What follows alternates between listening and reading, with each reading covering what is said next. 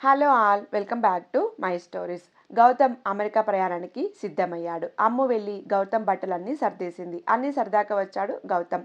అమ్ము ఇంకో 1 అవర్లోనే ఫ్లైట్ అని అంటూ అన్నీ సర్దేశా అని అంది. గౌతమ్ అంతా ఒకసారి చూసి అమ్ముని చూస్తూ సారీ అని అన్నాడు. ఎందుకు అని అంది అర్థం కాక. టక్కున అమ్ముని మళ్ళీ హగ్ చేసుకొని గట్టిగా కళ్ళు మూసుకొని నుదుటిపై ముద్దు పెడుతూ ప్లీజ్ నువ్వు ఎయిర్పోర్ట్కి రాకు, నిన్ను చూస్తూ దూరంగా వెళ్ళలేను, ఇప్పుడు కూడా నిన్ను దగ్గరికి తీసుకోకపోతే ఊపిరి ఆగిపోతుందేమో అనిపించింది అని అమ్మోని చూడకుండా అలానే సూట్ కేసు తీసుకొని కిందికి వెళ్ళిపోయాడు. ఒక్కసారి కూడా తిరిగి చూడలేదు. అమ్ము అలాగే కూర్చుండిపోయింది. గౌతమ్ని వదలడానికి వెళ్ళాడు ఆది. అమ్ము కొద్దిసేపటికి తేరుకొని ఆ రూమ్ని చూసింది. ఎందుకో చాలా వెలెత్తిగా అనిపించింది. అలానే చూస్తూ ఉంది రూమ్ అంతా. సడన్గా తన కళ్ళు ఒకచోట ఆగిపోయాయి. అక్కడ షెల్ఫ్ దగ్గర ఏదో అన్నట్టు అనిపించింది. చిన్నగా దాన్ని తోసింది.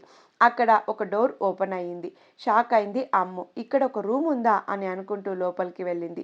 ఎదురుగా పెద్ద ఫ్రేమ్లో అమ్ముది ఒక ఫోటో ఉంది. అది లంగావోణిలోది. చాలా ముద్దుగా ఉంది. తర్వాత కొన్ని ఫోటోలు ఉన్నాయి. అక్కడే పక్కన అలానే చూస్తూ వెళ్ళింది. అక్కడొక బెడ్, సోఫా ఉన్నాయి. అమ్ము ఆల్బమ్ చూస్తూ వెళ్ళింది. అక్కడ సోఫా దగ్గర టేబుల్లో ఏదో బుక్ ఉంది. దాని మీద నా అమూల్యమైన అమ్ములయ అని ఉంది. దానిలో ఏముందో తెలుసుకోవాలని ఓపెన్ చేసింది.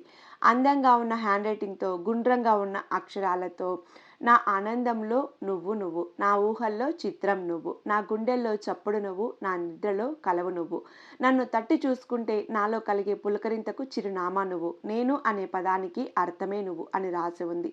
అది చదివిన అమ్ముకి గౌతమ్ కళ్ళ ముందు మెదిలాడు. అలానే పేపర్ తిప్పింది. తన ఫోటో స్కెచ్ ఉంది దాని మీద. వర్షాకాలంలో ఇంద్రధనస్సు ఎంత అందంగా కనిపిస్తుందో, నిన్ను ప్రేమించే వారికి నువ్వు కూడా అంత అందంగా కనిపిస్తావు బంగారం అని ఉంది. దాన్ని చూడగానే అమ్ము పెదాల మీద నవ్వు పూసింది.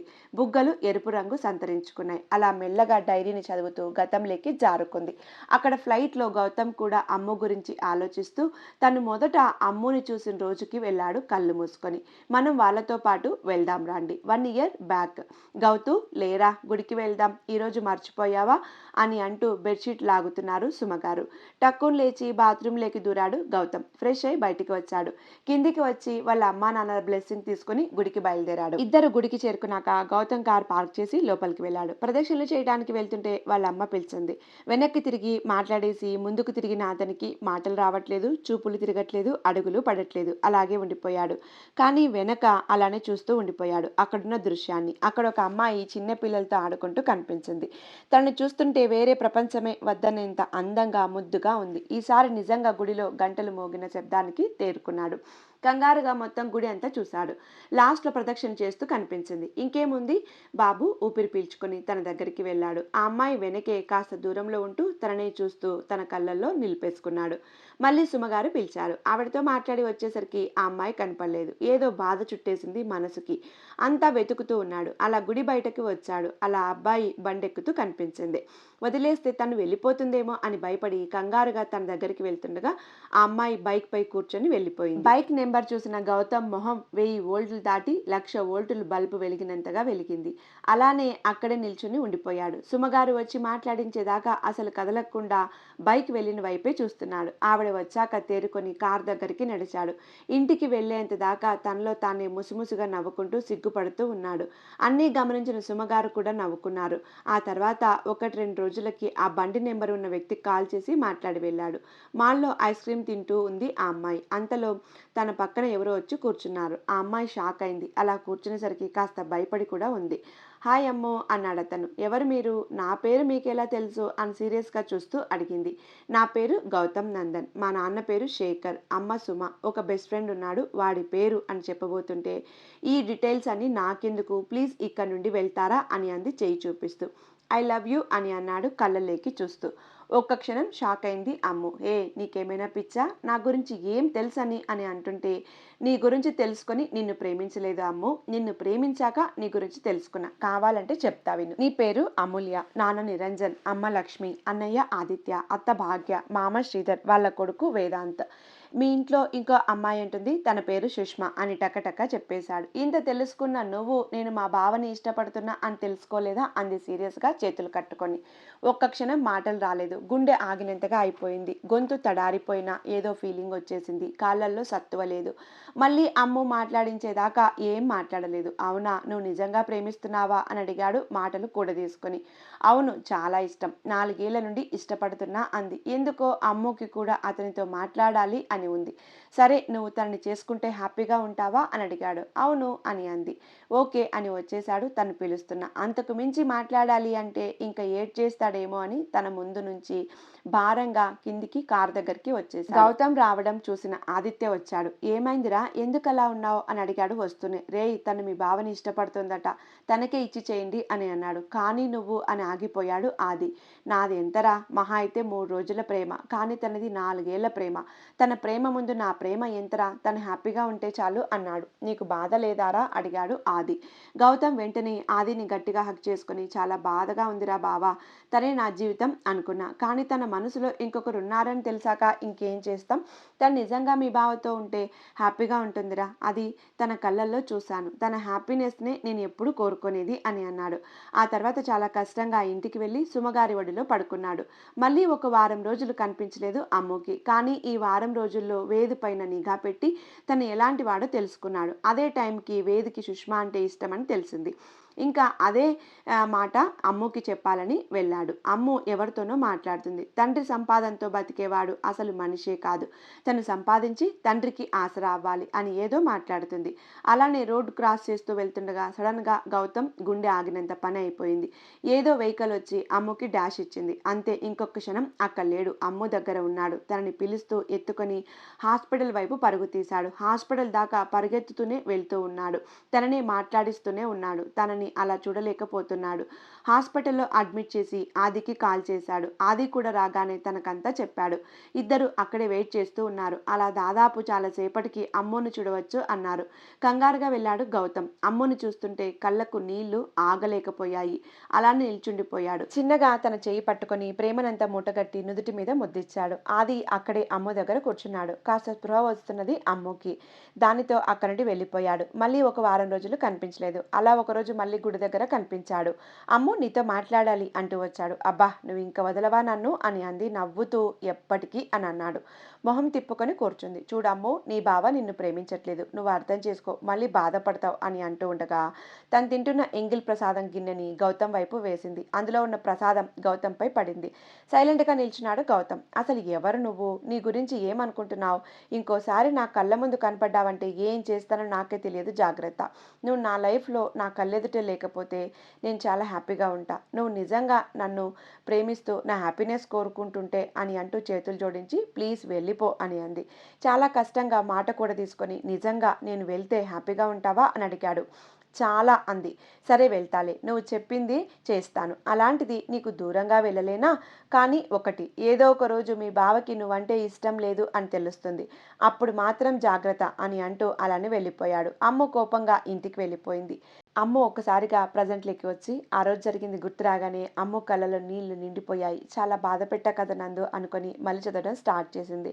పాస్లోకి వెళ్తే, అలా నీ నుండి వెళ్ళిపోయాక నిన్ను మర్చిపోలేక నువ్వు నీ ఫ్రెండ్తో చెప్పిన మాటలు గుర్తొచ్చాయి. డాడీతో మాట్లాడి ఒక స్టార్టప్ కంపెనీ పెట్టి మేము దూరంగా వచ్చేసాం బెంగళూరుకి. అక్కడ నేను ఆది ఇద్దరు కలిసి ఉంటూ ఉండేవాళ్ళం. అలా లాస్ట్ పేపర్లో అమ్మని చివరిగా చూసిపోయిన ఫోటో స్కెచ్ ఉంది. నువ్వు నా పక్కన ఉన్నా లేకున్నా నా మనసు మాత్రం నిన్నే కోరుకుంటుంది. ఎందుకంటే నా మనసు నిన్ను ఇష్టపడినంతగా ఇంకెవరిని ఇష్టపడదు, నిన్ను ప్రేమించినంతగా ఇంకెవరిని ప్రేమించదు అని ఉంది. మళ్ళీ చాలా పేపర్స్ ఖాళీగా ఉన్నాయి. ఇంకా లాస్ట్లో నీతో ఉన్న క్షణాలని గుర్తు చేసుకుంటూ, మళ్ళీ నీతో ఉండే క్షణాల కోసం ఎదురు చూస్తూ, నీ దరి చేరే సమయంలో నిన్ను చూస్తానన్న సంతోషం నిన్ను చూసి ఎన్ని రోజులు అవుతుందో అనే బాధతో నా కళ్ళు వర్షించడం మొదలు పెడతాయి. నిన్ను చూడగానే నా మనసుకి సంతోషం, నా మొహంలో నవ్వు, నా జీవంకి ప్రాణం ఒకేసారి వస్తాయి అని లాస్ట్లో. అమూల్య ఆలియా లేనిదే గౌతమ్ లేడు అని కంప్లీట్ చేసి ఉంది. అంతా కంప్లీట్ అయ్యేసరికి చుట్టూ చీకట్లు ముసురుకున్నాయి. కళ్ళలో నీళ్లు ఇంకిపోయాయి ఇంతసేపు. కానీ ఇప్పుడు ఆనందంతో నిండిపోయాయి. మెల్లగా లేచి ఫ్రెష్ అయి కిందికి వెళ్ళింది. సుమా వాళ్ళతో మాట్లాడుతూ ఉండిపోయింది. నైట్ ఏదో కొద్దిగా తినేసి వెళ్ళి పడుకుంది. కానీ రూమ్ అంతా గౌతమ్ లేడు అన్న వెళ్తే ఉంది. అలానే ఎప్పటికో నిద్రలేకి జారుకుంది. వారం రోజులు గడవడానికి చాలా కష్టమైంది అమ్ముకి ఇక్కడ, గౌతమ్కి అక్కడ. ఇద్దరిని ఇంకా ఈ దూరం ఇంకా దగ్గర చేసింది. కానీ ఒక్కరోజు మాట్లాడుకోలేదు. గౌతమ్ ఇండియా వచ్చాడు. ఇంటికి ఆత్రంగా వచ్చాడు అమ్ముని చూడ్డానికి. కానీ ఇల్లంతా ఖాళీగా ఉంది. ఎక్కడ అమ్మ ఇద్దరు కనిపించలేదు. ఇద్దరిని వెతుక్కుంటూ వెళ్ళాడు. అంతలో ఫోన్ రింగ్ అయింది. కాల్ చేసింది సుమగారు. మేము అర్జెంట్ పని మీద బెంగళూరు వెళ్తున్నాం. ఆది కూడా వస్తున్నాడు. అమ్ము ఒక్కటే ఉంది, జాగ్రత్త అని కాల్ కట్ చేసింది. అమ్ము ఒక్కటే ఉంది. కంగారుగా వెళ్ళాడు రూమ్కి. అక్కడ అమ్ము లేదు. ఒక డ్రెస్ అండ్ ఒక లెటర్ ఉంది. నన్ను చూడాలి అంటే ఫ్రెష్ అయి ఈ డ్రెస్ వేసుకొని టెర్రస్ మీదకి రా అని ఉంది. ఏమైంది అమ్ముకి ఏదో తేడా కొడుతుంది అనుకొని ఫ్రెష్ అవ్వటానికి వెళ్ళాడు. రెడీ అయి టెర్రస్ పైకి వెళ్ళాడు. కిందంతా గులాబీ రేకులున్నాయి, లైట్స్ ఉన్నాయి. మెల్లగా ఇంకాస్త ముందుకు వెళ్ళాడు. అంతే టక్కున ఆగిపోయాయి గౌతమ్ అడుగులు. వెనుక నుండి తన 2 చేతులు చుట్టేయటంతో అమ్ము అని ప్రేమగా పలికింది గౌతమ్ స్వరం. ఐ లవ్ యూ గౌతమ్ అని ప్రేమగా చెప్పింది. ఆ మాట విన్న గౌతమ్ గుండె వేగం పెరిగింది. మాట రావట్లేదు. చాలా కష్టంగా మాట్లాడుతూ ఏమన్నావ్ అని అడిగాడు. ఓరి నా అమూల్ బేబీ, ఇంత ఫీల్తో చెప్పినా అర్థం కాలేదు అని అడిగింది ముందుకు వచ్చి. ఊహు అన్నాడు అమాయకంగా తల ఊపుతూ. అమ్ము తల కొట్టుకొని మళ్ళీ గౌతమ్ కళ్ళలోకి చూస్తూ ఐ లవ్ యూ గౌతమ్ అంది తనని అలానే హత్తుకుంటూ. ఐ లవ్ యూ టూ అని గట్టిగా అంటూ హగ్ చేసుకున్నాడు గౌతమ్. ఇద్దరు ఆ ఫీల్లోనే ఉండిపోయారు. అమ్ముకి ఊపిరి అందట్లేదు. అయినా గౌతమ్ వదలకుండా అలానే పట్టుకొని ఉన్నాడు. గౌతమ్కి కూడా ఊపిరి కష్టంగా ఉంది. లాస్ట్కి అమ్మునే ఎలాగోలా గౌతమ్ని తోసేసి తన గుండెలపై వాలిపోయింది. అసలు నీకు బుద్ధుందా అని అంటూ ఉంటే మళ్ళీ చిన్నగా అమ్ముని దగ్గరికి తీసుకున్నాడు. వదిలితే ఎక్కడ దూరం అవుతుందో అని వదలట్లేదు అన్నాడు గౌతమ్ హగ్ చేసుకుంటూ. ఇంకా ఎక్కడికి వెళ్ళను అంది. ఇద్దరు అలానే ఉండిపోయి కిందికి వచ్చారు.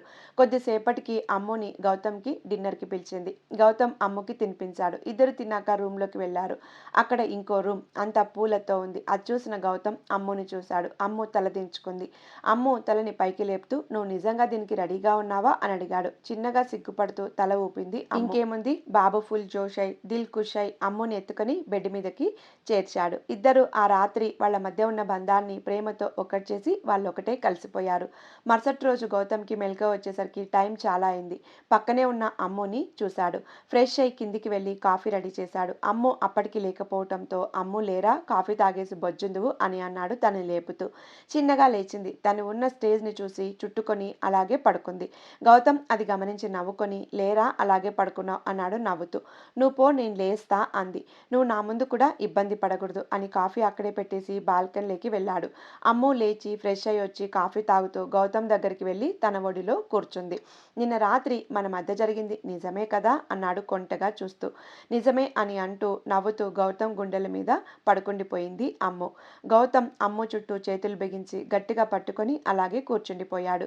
అలా రోజులు గడుస్తూ ఉన్నాయి. అమ్ము గౌతమ్ ఇద్దరు వాళ్ళ ప్రేమలో మునిగి తేలుతూ ఉన్నారు. గౌతమ్ డైలీ ఆఫీస్కి వెళ్ళి రావటం, ఇంటికి వచ్చాక అమ్ము వెనకాలే తిరగటం. అలా ఒకరోజు గౌతమ్ ఇంటికి వచ్చేసరికి అమ్ము వంట చేస్తూ ఉంది. అమ్ము కిచెన్లో ఏదో బాక్స్ తీసుకుంటూ ఉండగా గౌతమ్ వెనకాల వెళ్ళి అమ్ముపై చేయి వేశాడు. అలా సడన్గా చేయి వేసేసరికి అమ్ము తడబడి వెనక్కి తిరిగేసరికి వెనకాల గౌతమ్. గుడ్ ఈవినింగ్ గౌతమ్ అంది. నేను వంట చేస్తున్నా, నువ్వు వెళ్ళి ఫ్రెష్ అప్ అవ్ అని చెప్పగానే లేదు అంటూ గౌతమ్ కూడా అక్కడే అమ్ము దగ్గరే ఉన్నాడు. అమ్ముని డిస్టర్బ్ చేస్తూనే ఉన్నాడు. ఆ డిస్టర్బ్తోనే అమ్ము ఎలాగోలో వంట చేసింది. అన్ని డైనింగ్ టేబుల్ మీద సర్దేసేసరికి అమ్ము తింటూ గౌతమ్కి తినిపిస్తూ అలా డిన్నర్ కంప్లీట్ చేశారు. అమ్ము కూడా గౌతమ్కి సహకరిస్తూనే లైఫ్ని ఎంజాయ్ చేస్తూ ఉండిపోయారు. అలా రోజులు గడుస్తూ ఉన్నాయి. ఒకరోజు ఆఫీస్లో ఉన్న గౌతమ్కి కాల్ చేసింది అమ్ము.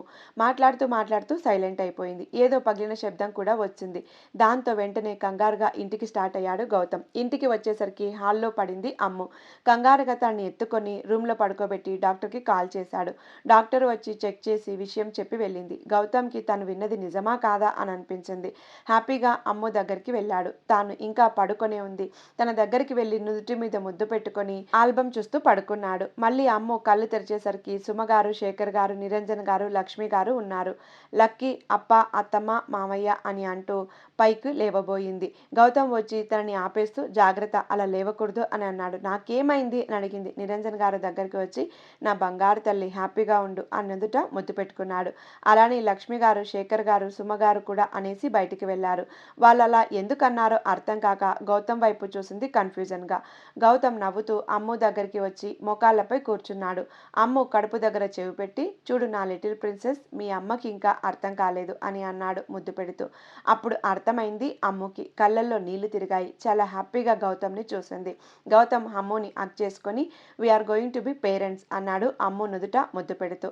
అమ్ముని చూసుకోవటానికి తన దగ్గరే ఉండిపోయారు ఇద్దరు పేరెంట్స్. ఆది కూడా విషయం తెలుసుకొని వచ్చాడు. తనని చూస్తూ చాలా హ్యాపీగా ఫీల్ అయ్యాడు. పగలంతా సుమగారు, లక్ష్మి గారి ప్రేమతో, రాత్రిపూట గౌతమ్ అప్పుడప్పుడు చేసే చిలిపి అల్లర్లతో, ప్రేమతో నెలలు గడిచాయి. అప్పుడు అమ్ముకి 6 నెలలు. శ్రీమంతం చేయాలని ఫిక్స్ అయ్యారు. అన్ని ఏర్పాట్లు చేసి ఘనంగా చేశారు. అమ్ము పట్టు చీరలో బేబీ బంప్స్తో చాలా అందంగా ఉంది. ఏదో కొత్త కాంతి తన మొహంలో. ఆ రోజు రాత్రి ఎప్పట్లానే తన బేబీకి కథలు చెప్తున్నాడు గౌతమ్. ప్రిన్సీ, మీ మామ్ చాలా అందంగా ఉందిరా, చాలా క్యూట్గా ఉంది అన్నాడు. నవ్వింది అమ్ము. మనకి అమ్మాయి పుడుతుందా, అబ్బాయి పుడతాడా అడిగింది అమ్ము. నాకైతే నా ప్రిన్సీ అనుకుంటున్నా అన్నాడు. నాకు అలానే అనిపిస్తుంది, కానీ అబ్బాయి కూడా పుడితే బాగుంటుంది కదా అంది. అవును అన్నాడు. నేను లావయ్యాను కదా అంది ముద్దుగా ఫేస్ పెట్టి. లేదురా, ఎందుకలా అనుకుంటున్నావు అన్నాడు.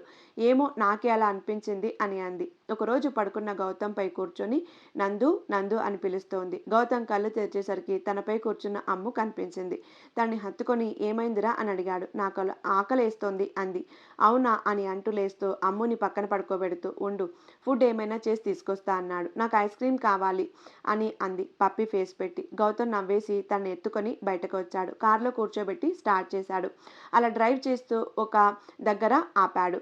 తనకి కావాల్సిన ఫ్లేవర్స్ అన్ని తెచ్చి తినిపించాడు. అమ్ము కూడా చాలా హ్యాపీగా తిని అమ్ముకి నెలలు నిండే కొద్దీ లెగ్స్ స్వెల్ వచ్చేవి. వాటికి ఆయిల్ మసాజ్ చేస్తూ తనని ఇంకా కేర్గా చూసుకునేవాడు గౌతమ్.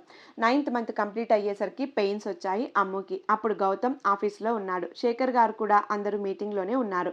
నిరంజన్ గారు, లక్ష్మి గారు, సుమ గారు కలిసి హాస్పిటల్కి వెళ్ళారు.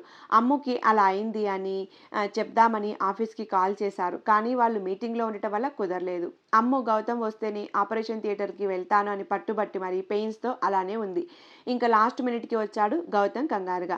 రాగానే అమ్ముని పట్టుకొని కంగారుగా ఉన్నాడు. ఏం కాదు గౌతమ్ అని అంటూ నువ్వు కూడా నాతో రావా అని అడిగింది. గౌతమ్ కూడా డాక్టర్స్తో మాట్లాడి లోపలికి వెళ్ళాడు. అక్కడ అమ్ముకి పెయిన్స్ వస్తుంటే ఇక్కడ గౌతమ్కి కంట్లో నీళ్లు వస్తున్నాయి. అమ్ముని ఎక్కువసేపు బాధ పెట్టకుండా బయటకు వచ్చేసింది ఒక బేబీ. బేబీ ఏడుపు విని హ్యాపీగా కళ్ళు మూసింది అమ్ము అలసటతో. గౌతమ్ కళ్ళనీళ్లతో బేబీని ఎత్తుకొని ముద్దు పెట్టుకుని వాళ్ళకిచ్చాడు వాష్ చేయటానికి.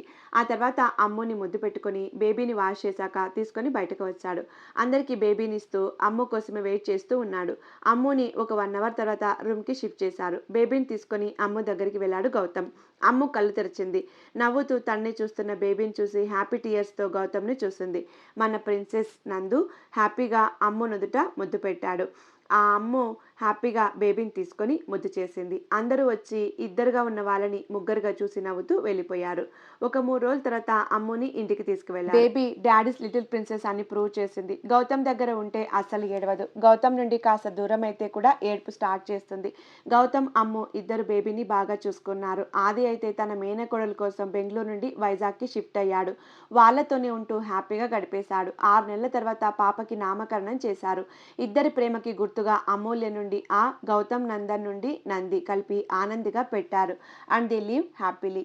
ఇంతటితో కథ సమాప్తమైంది. ఇది ఇవాల్టి కథ. ఈ కథ మీకు నచ్చిందని అనుకుంటున్నాను. కథ నచ్చితే లైక్ చేయడం, ఛానల్ సబ్స్క్రైబ్ చేయడం మర్చిపోవద్దు. కథను లాస్ట్ వరకు విన్నందుకు ధన్యవాదాలు. వచ్చే కథతో మళ్ళీ కలుద్దాం.